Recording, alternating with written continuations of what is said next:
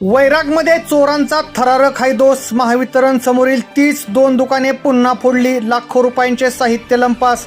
15 ऑगस्टच्या चोरीचा तपास लागण्यापूर्वीच चोरांचा दुसऱ्यांदा डल्ला. वैराग पोलिसांसमोर मोठे आवाहन. वैराग येथील वैराग बार्शी रोडवरील महावितरण कार्यालयासमोर अज्ञात चोरांनी पोलिसांना उघड आव्हान देत 2 मोठी दुकाने फोडल्याची धक्कादायक घटना उघडकीस आली आहे. गणेश पंप सर्व्हिस आणि कृष्णा पंप सर्व्हिस या शेजारी असलेल्या 2 दुकानांना चोरांनी टार्गेट करत कॉपर, मोटर बेरिंग आणि इतर मौल्यवान साहित्यांसह लाखो रुपयांचा मुद्देमाल लंपास केला आहे.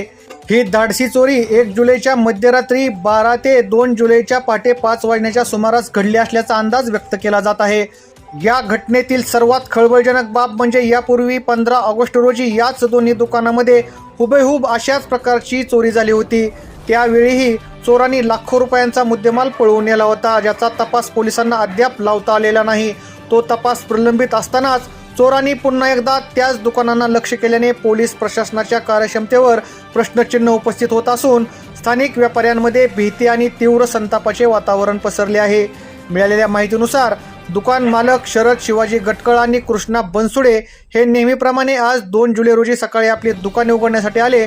मात्र दुकानाचे कुलूप तुटलेले आणि आतील सामान अस्ताव्यस्त पडल्याचे पाहून त्यांना मोठा धक्का बसला.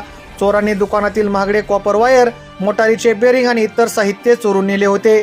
या दुहेरी चोरीमुळे दोन्ही दुकानदारांचे लाखो रुपयांचे अतोनात नुकसान झाले आहे. घटनेची माहिती मिळताच वैराग पोलीस ठाण्याचे पथक तातडीने घटनास्थळी दाखल झाले. पोलिसांनी घटनास्थळाचा पंचनामा केला असून परिसरातील सीसीटीव्ही फुटेज तपासण्याचे काम सुरू केले आहे.